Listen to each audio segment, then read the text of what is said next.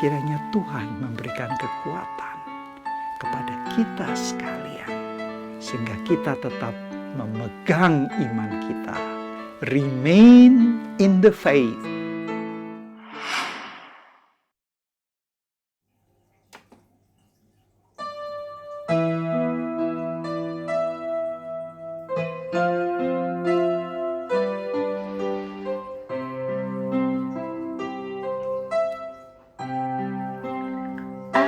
Ajar kami Tuhan menghitung hari-hari, agar kami beroleh hati bijaksana. Ajar kami Bapa, hidup dalam jalan-Mu, agar semua rencana-Mu digenapi. Mulialah nama-Mu Tuhan, dan ajaib jalan-Mu. Pimpin kami di setiap waktu. Besar setiamu Tuhan, dan agung karya-Mu. Yesus, kami bersyukur padamu.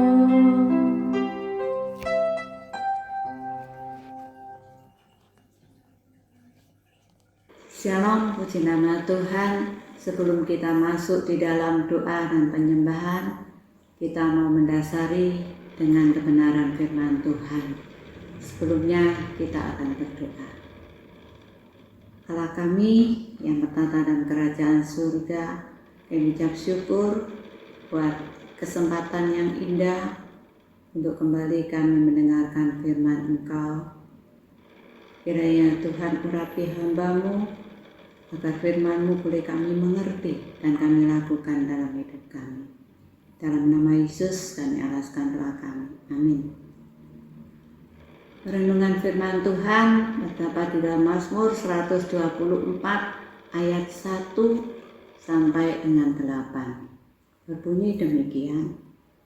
Nyanyian ziarah Daud. Jikalau bukan Tuhan yang memihak kepada kita, biarlah Israel berkata demikian. Jikalau bukan Tuhan yang memihak kepada kita, ketika manusia bangkit melawan kita, maka mereka telah menelan kita hidup-hidup. Ketika amarah mereka menyala-nyala terhadap kita, maka air telah menghanyutkan kita dan sungai telah mengalir melingkupi diri kita. Maka telah mengalir melingkupi diri kita air yang meluap-luap itu. Terpujilah Tuhan yang tidak menyerahkan kita menjadi mangsa bagi gigi mereka. Jiwa kita terluput seperti burung dari jerat penangkap burung. Jerat itu telah putus dan kita pun terluput. Pertolongan kita adalah dalam nama Tuhan yang menjadikan langit dan bumi. Amin. Dalam Mazmur 124 ini merupakan mazmur nyanyian ziarah, nyanyian syukur karena pertolongan Tuhan. Mazmur ini adalah kisah pertolongan Tuhan yang melepaskan Daud dan bangsa Israel dari serangan bangsa Filistin. Di dalam 2 Samuel 5 ayat 17-25. Pertolongan Tuhan ini ditulis Daud dalam bentuk mazmur dan menjadi nyanyian siara yang dinyanyikan umat Israel.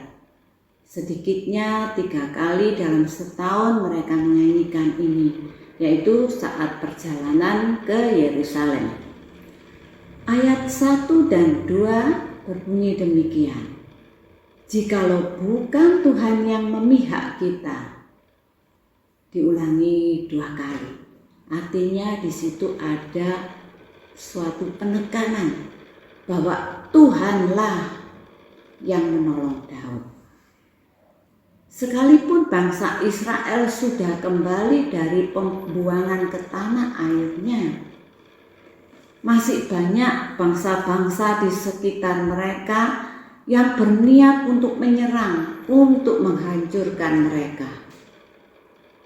Dan ayat 1 dan 2 inilah yang menjawab doa pemazmur dalam pasal sebelumnya, yaitu Mazmur 123 ayat yang keempat. Jiwa kami sudah cukup kenyang dengan olok-olok orang-orang yang merasa aman, dengan penghinaan orang-orang yang sombong. Selanjutnya di dalam ayat ketiga sampai kelima, di situ dikatakan bahwa para bangsa itu marah, murka. Kemarahan mereka itu sampai menyala-nyala. Bahkan unsur alam yaitu air juga mengancam untuk menghanyutkan hidup mereka, untuk melingkupi, menenggelamkan mereka. Dari ayat 3 sampai 5, di mana itu situasi yang bagi manusia itu mustahil untuk mereka bisa terlepas dari bahaya yang sedemikian berat.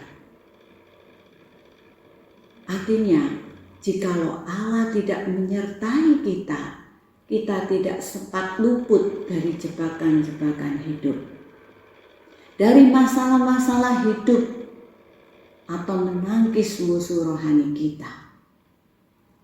Selanjutnya ayat yang ke-6. Setelah pengalaman-pengalaman bangsa Israel inilah, maka mengalirlah lagu pujian syukur karena Tuhan sudah meluputkan mereka. Tuhan sudah menolong mereka. Maka mereka pun melambungkan puji-pujian kepada Tuhan. Karena Tuhan tidak menyerahkan mereka kepada kekuatan musuh, kepada gigi musuh. Dan selanjutnya ayat 7, terluput dari jerat penangkap. Bahkan tidak hanya luput saja, jerat itu sudah terputus, berarti sudah tidak ada ancaman lagi. Ayat 6 dan 7 di sini bagaimana terlepasnya Daud dari bangsa Filistin itu merupakan gambaran pertolongan Tuhan bagi umat percaya untuk terlepas dari mangsa iblis. Pertolongan Tuhan terbesar adalah melepaskan kita dari belenggu dosa dan menjadikan kita anak-anaknya yang hidup berkemenangan atas berbagai masalah, atas berbagai kesulitan hidup ini. Dan ayat yang terakhir, ayat ini sangat terkenal dan yang sering kita dengar, yang merupakan sebuah doa bahwa pertolongan kita adalah dalam nama Tuhan yang menjadikan langit dan bumi. Kalau pencipta langit dan bumi yang menjadi sumber pertolongan kita, tidak ada lagi yang lebih tinggi dan lebih meyakinkan dari itu. Maka segala bentuk ancaman kehidupan menjadi tidak berarti apa-apa lagi. Sebab kita mengalami sendiri dari sumber pertolongan itu, yaitu Sang Pencipta itu sendiri. Nah, Bapak, Ibu, saudara-saudari yang kekasih, setiap orang pasti memiliki masalah dan kesulitan hidup tersendiri. Dalam hal ini yang perlu kita renungkan adalah sejauh mana kita sungguh-sungguh mengalami pertolongan Tuhan dalam menghadapi masalah, dalam menghadapi kesulitan hidup ini. Bahaya dan kesukaran yang kita hadapi saat-saat ini. Hal apa yang membuat kita merasa terancam dalam hidup kita saat ini? Mungkin ancaman itu bisa berupa bencana atau gejolak alam. Keadaan situasi saat-saat ini mungkin menjadi ancaman buat kita sehingga menimbulkan ketakutan, kekhawatiran, bahkan keputusasaan kita. Mungkin tampaknya demikian besar, sehingga tidak ada seorang pun selain Allah dan kuasanya yang ajaib yang dapat menolong kita. Di dalam Roma 8 ayat 31, jika Allah di pihak kita, siapakah yang akan dapat melawan kita? Artinya, tidak ada musuh atau situasi pandemi seperti ini pun yang dapat mengalahkan kita bila Allah ada di pihak kita. Oleh sebab itu, apapun masalah hidup saudara, jangan pernah menyerah, jangan takut, jangan biarkan masalah menjerat kita sehingga kita merasa tidak berdaya, sehingga kita kehilangan kekuatan dan harapan kita, seperti seekor burung yang masuk dalam jerat penangkap burung. Kita harus kuat dan tetap bertahan, sebab kita tahu pertolongan kita hanya di dalam Tuhan. Pertolongan Tuhan tidak pernah terlambat, sehingga kita bisa memuji Tuhan, kita bisa memuliakan Tuhan, karena Tuhan sudah menolong kita. Amin. Tuhan memberkati kita. Mari kita berdoa. Terima kasih Tuhan buat firman-Mu yang mengingatkan kepada kami akan betapa besarnya pertolongan Tuhan terhadap kehidupan kami. Sehingga kita tidak perlu takut, tidak perlu gentar menghadapi situasi dan kesulitan hidup ini. Karena kami yakin dan kami percaya pertolongan Tuhan tetap ada di dalam kehidupan kami. Terima kasih Bapa. Hanya di dalam nama Tuhan Yesus kami alaskan doa kami. Amin.